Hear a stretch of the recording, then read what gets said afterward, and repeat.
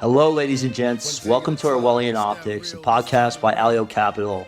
I'm your host, Joseph Gradante. I'm here with our Chief Investment Officer, AJ Giannone.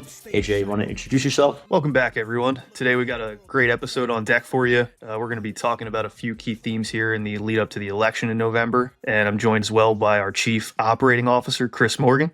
Hey, everybody. Hey, AJ. Hey, Joseph. Good to be here. Yeah, excited this morning to talk it's at first about Harris's policies a little bit, especially around unrealized gains, what that means. What does that mean for the average person? And really going forward, what does that mean for productivity and growth? So, Joseph, if you want to kind of kick us off and talk about that a little bit. Yeah, I think when you look at these policy proposals, unrealized capital gains, what is it? Let's first define what it is. So when you own a stock, for example, and you sell it, that's a realized capital gains. But in the time that you own it, as it goes up, it's essentially shadow money, right? It's unrealized. And that's what she's proposing a tax on.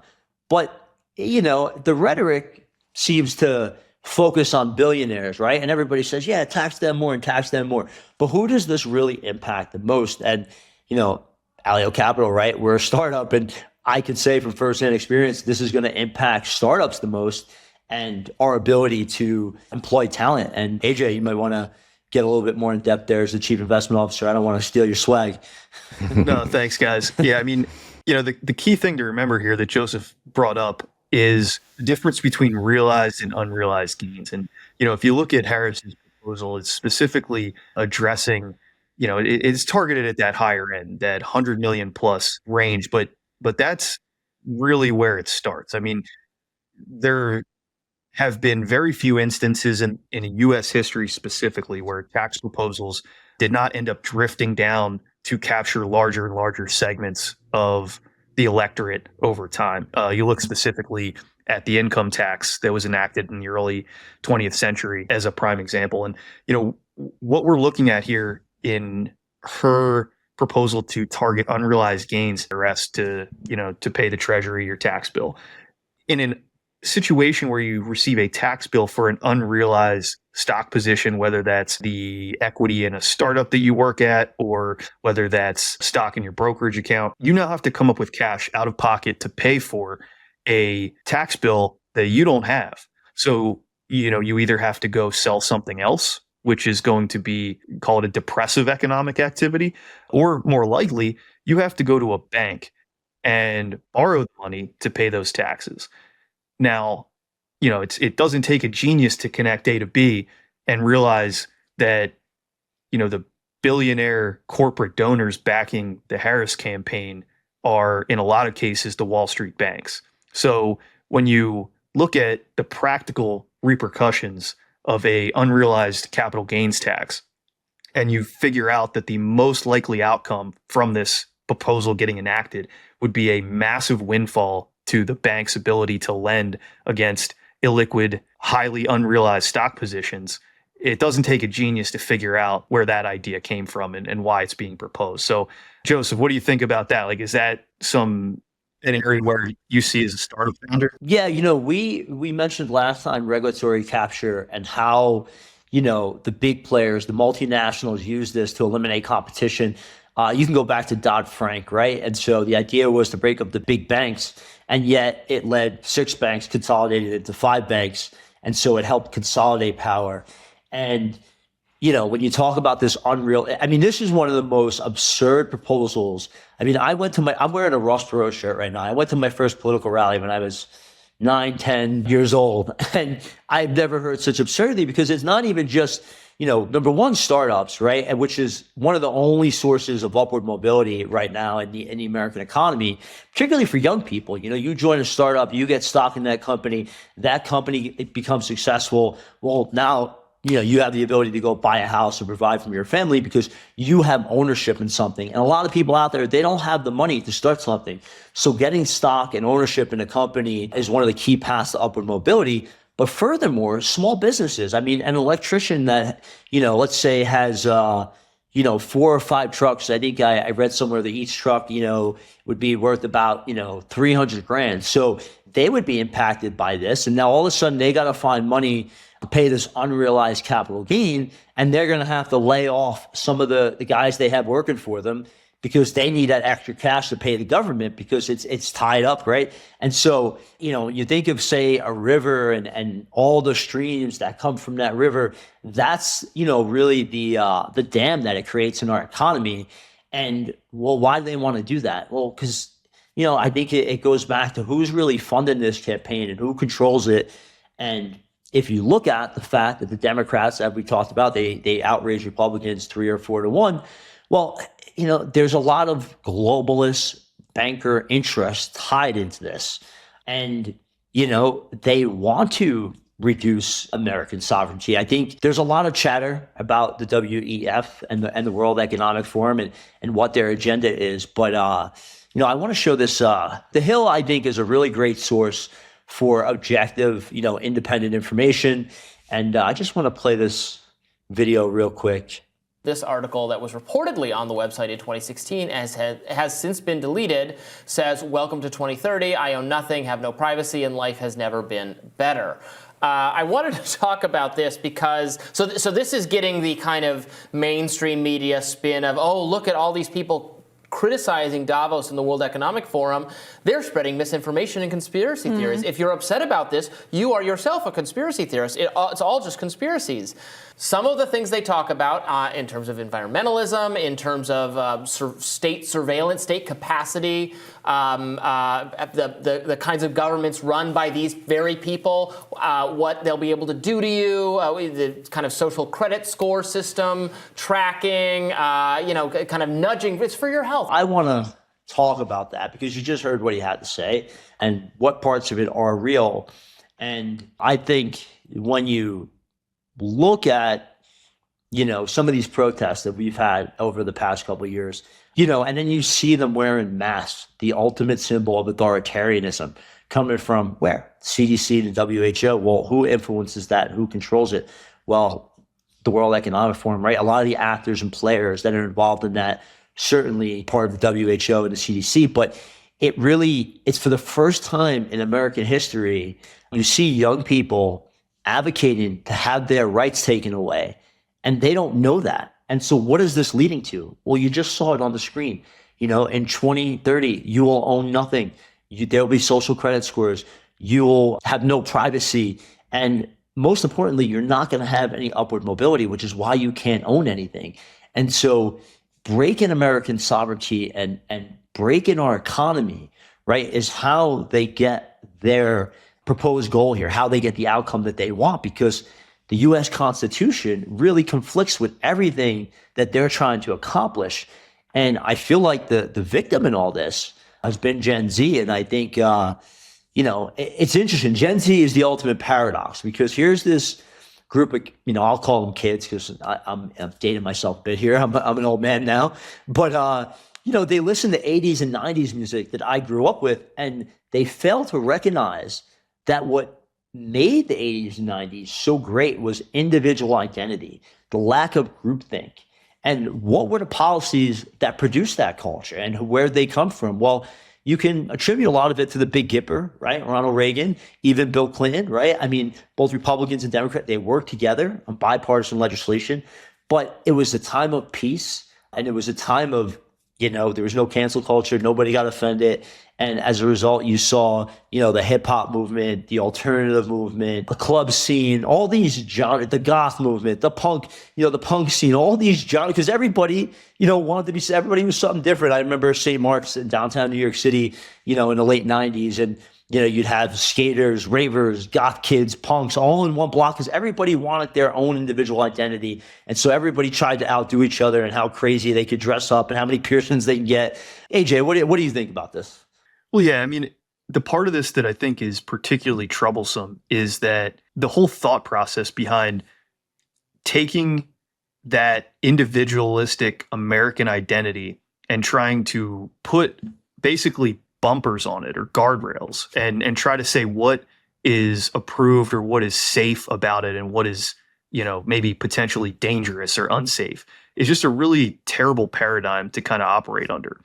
What makes America unique is that the founders and the people who arrived here to seize a better life, to give themselves and their families a more hopeful and prosperous future, we're understanding of the fact that there is an element of risk and an element of uncertainty that is inherent in that process. There's an element of being uncomfortable, being comfortable being uncomfortable, and being able to acknowledge that fact as you go through life. If you want to be prosperous, if you want to have freedom, if you want to have all these things that are ideals that we should aspire to, then no one is going to hand them to you.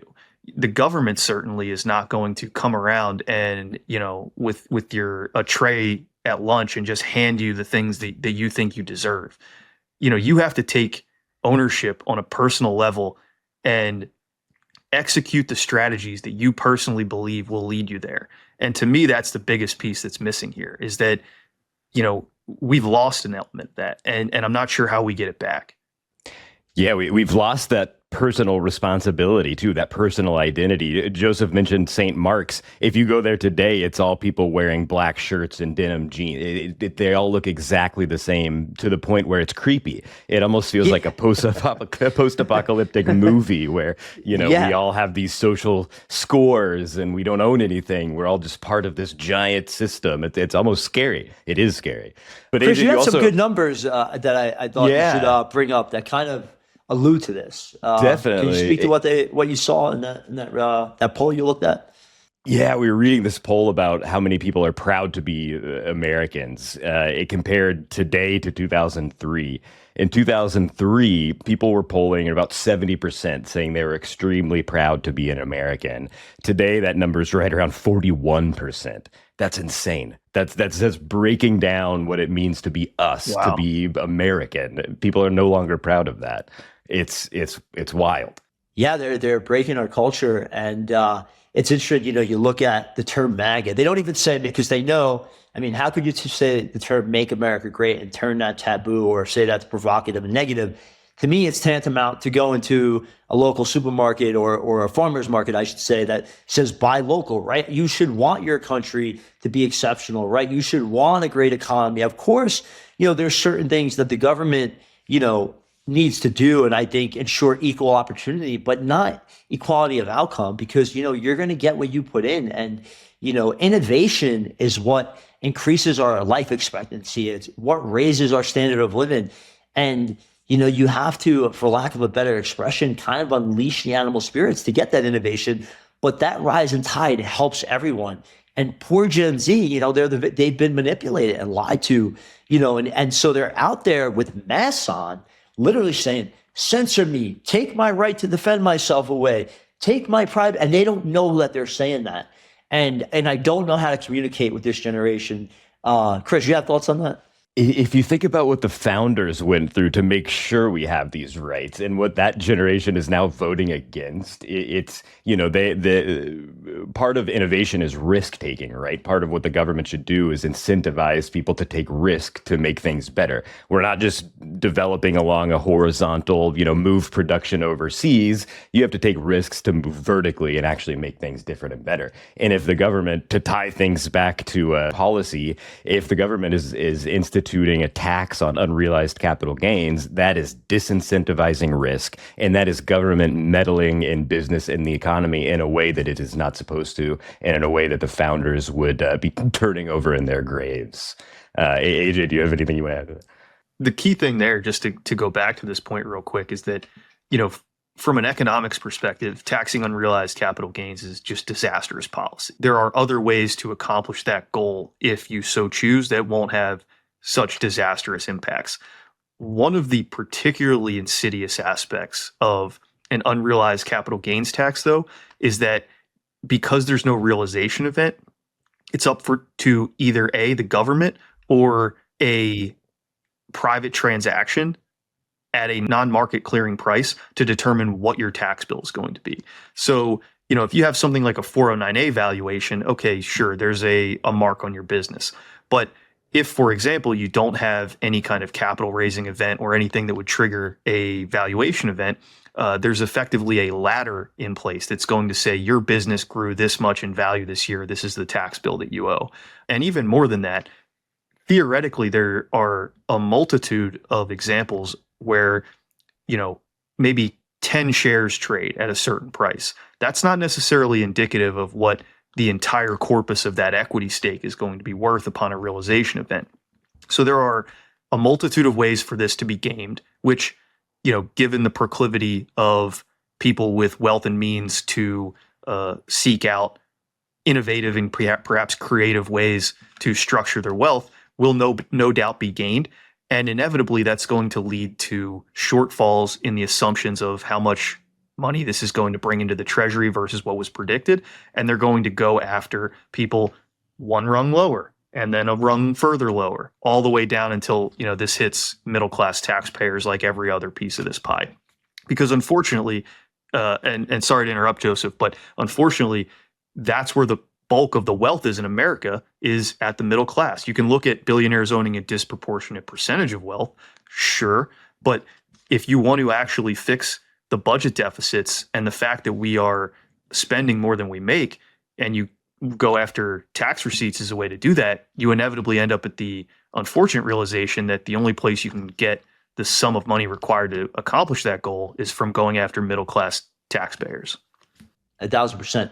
And I just wanted to tie it back, to why. Why would they do this? Well, what we talked about in the first part, economic freedom is the prerequisite to political freedom. So if they take away your economic freedom, that, right, is the catalyst and impetus for the government to seize more control, right? And so that's why they're doing it, so they can get more control of your life. And the fact that they've manipulated young people to advocate for this is pretty scary. And I want to just talk about the term liberalism a little bit. Liberalism. What does it mean to be a liberal? Because, I think I don't really like to use right or left, but for the sake of helping people understand in a colloquial way, the left has kind of co-opted this term. If you look at liberalism, throughout the 18th century, the 19th century, right, it was all about fighting against the centralization of power. And you talk about the founders and what makes us Americans, right? We don't capitulate to centralized power, right? We fight back against centralized power, right? That is what our Constitution is about, and these freedoms that we have that many Americans take for granted.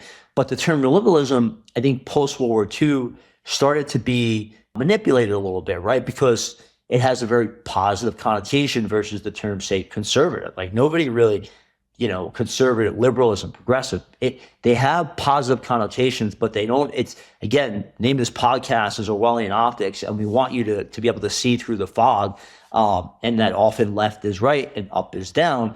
And so liberalism, as it's being used today, I mean, Kamala Harris talking about democracy and liberalism, I mean, it's mind-blowing. This is a woman that didn't get a single vote to run for president, not even by the Democrat delegates. So, but the term liberalism, right? A lot of young people, they want to say, oh, I'm a liberal, right? And no, you're not. You are actually advocating for authoritarianism. And when you advocate towards socialism, look at history, it is a path to fascism, right? Mussolini was a huge socialist. And then eventually he came to the conclusion, well, socialism didn't go far enough. And so it leads to the government having more control. And I think, it's just the left is not liberal. The paradigm has shifted. And going back to Trump, again, we are an independent company. I want to just, really get that point across, is that we're not left or right. We're not about red or blue. We're about the green, and helping you to understand how this is going to have an impact in your future, your upward mobility, your posterity, your children's abilities to have a better future. For the first time in American history, young people are more likely to be worse off than their parents were. And that's because of they're being manipulated into policies that are going to hurt them. And so we're trying to help you guys, see through the fog. And going back to the World Economic Forum and this guy, Klaus Schwab, I mean, you want to talk about Trump and paint Trump as a villain. Okay, Trump's got a lot of flaws, but society is not black and white. And when you look at people going out to vote, you see people on one side, it's this eclectic group of libertarians, for lack of a better word, conservatives, progressives. That's what a lot of Democrats on the Trump side, it's not really a movement of Republic, it's a populist movement. And so it's an anti-establishment movement. So I just want to show this clip real quick of Klaus Schwab, a guy who's worth a lot more than Trump, 20, 30 times what Trump is worth. He's a global banker who wants control of your life. And so listen to what he has to say here in terms of what the biggest threat is to this system of control that they're trying to enact, undemocratically, I might say, right? So watch this clip. If you look what's happening in the United States, particularly, you have this anti-system movement. What we are seeing is a revolution against the system. It's dismantling the system, and we see certain elements of this now in the new US administration. Yeah, so, you heard it for yourselves, and yet, they just use Trump as the zeitgeist. And it's kind of scary because, I don't vote based on, hey, do I want to have a pot roast with one of these people? I look at how their policies are going to impact my life and my ability to be better off than I was a year ago and 2 years before that. And it's kind of scary that a lot of the vote on that side is just anti-Trump vote. It's just based in anger, fear, but it's not policy driven. And, Chris, what do you think about that? Yeah, it's crazy how I was just thinking about liberals from history. How did that term start and how did it develop? And it was brought around by guys like John Locke and the idea that we needed to shed the monarchy and shed this kind of overarching centralized control. So a guy like Thomas Jefferson considered himself liberal. And what did he want to do? He wanted every individual to pull themselves up by their bootstraps. He wanted them to focus on their life, their neighbor's life, not who's across the world. That guy was a liberal. He wanted the best of individuals in his country and not what's best for the world. So to see it develop into something that it is now, this kind of Klaus Schwabian, everybody's the same, global trade, it's kind of scary. But it makes me think, what will that develop into next? Will we have to go through this burning it all down to rise out of the ashes? AJ, what do you think of that? No, I mean, I certainly hope not. I think this podcast is a good start in terms of an antidote to the disease, but there are a whole lot of others who are saying the same things, and their voices, are being pushed down by traditional corporate media and by really the same, monetary and powerful interests that are pushing, these really destructive policies on us. And you can go to the reasoning that they have. And it's, to your video's point, Joseph, they see the populist movement as a threat to their power. They've worked tirelessly and selfishly to secure vast amounts of wealth and vast amounts of power to protect that wealth. And unfortunately for them, we are all individuals who have agency, and we live in a country that is still free, and we are free to voice these concerns and highlight these machinations and give rise to dissenting opinions that can hopefully persuade others to, see these things for what they are and to vote, which is the single greatest power that we as American citizens have, to exercise our right to vote in our interests and not in the interests of the globalist corporate, billionaire class who really see no problem with the current situation and would prefer to keep it status quo for as long as possible. And that's a real problem, because I think a lot of people, are not in a very good spot right now. And to Joseph's point, our goal as citizens should be to leave the country in a better spot for our children than we received it from our parents. And frankly, we're failing at that right now. Yeah, I mean, the entire goal of this company is really to make an impact, a positive impact on society, right? You only get, one shot at this thing called life. And if you're not trying to make society better, then what are you doing here? But unfortunately, there's a lot of, as AJ mentioned, vested power interests that want to protect their wealth and their control, and they're not looking out for your best interest. I mean, the acronym ESG, right? Just to use an example. Well, it sounds good, right? Environmental, social governance, right? These standards they want to put in place. But what is it really about? Who participates in it? Well, it's stakeholder capitalism. It's these multinational corporations, right? That they almost, from the WEF standpoint, the Davos standpoint, they want to give these multinational corporations that participate and go by the rules all the power, right? And that is against, many times your best interest, because, their interests are not your interest. And it's just so scary that they've, been able to manipulate young people by taking control of our institutions, particularly the media and academia, to kind of advocate for what they want and work against their best interests, because we've never really witnessed this before in American history. And to tie it all back, to what we're really trying to accomplish here at Alio Capital, the election's coming up. And again, Donald Trump, whatever your opinion is, fine. But when you look at people like Tulsi Gabbard, and you look at people like Dennis Quaid and Robert Kennedy Jr.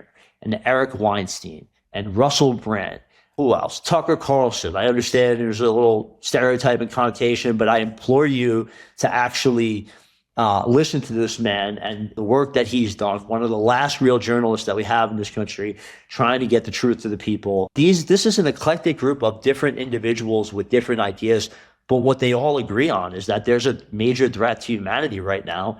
And the way that we kind of fight this, second American Revolution, if you will, is with our voices and how we vote.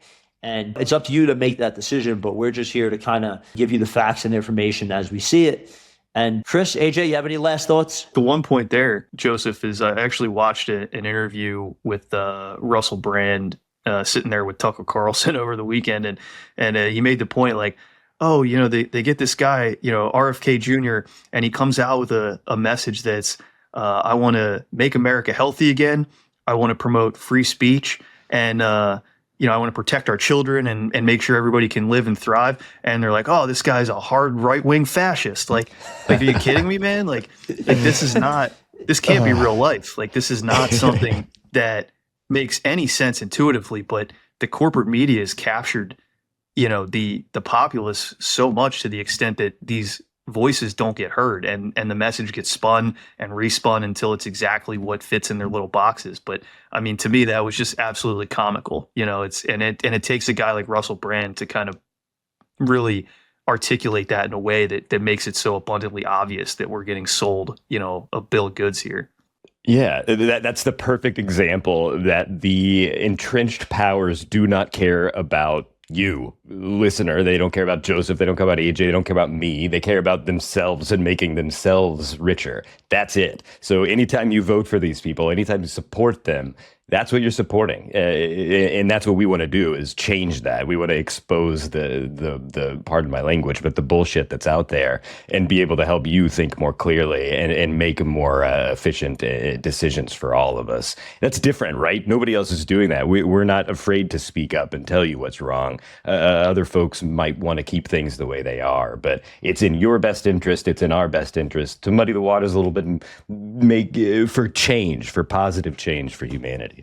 Well, in that same regard too, an interesting statistic that I saw was that in the wake of the COVID recovery, the number of startups and the number of small business formations are at all-time highs.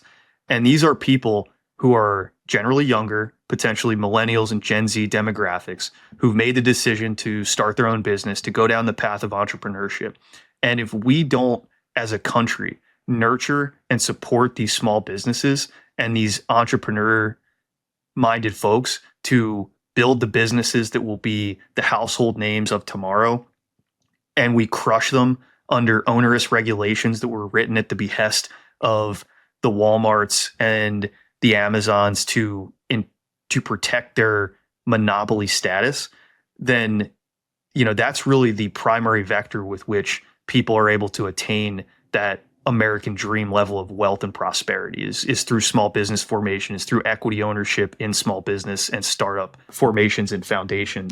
So from that perspective, I think it's imperative that, as we look out here at the election looming, at the future, at future elections, that we kind of keep in mind, like, this is a key part of the American economy, and it's at risk. I mean, we have a incredibly resourceful, intelligent, well-educated group of founders and entrepreneurs who are now in the very early stages of this journey.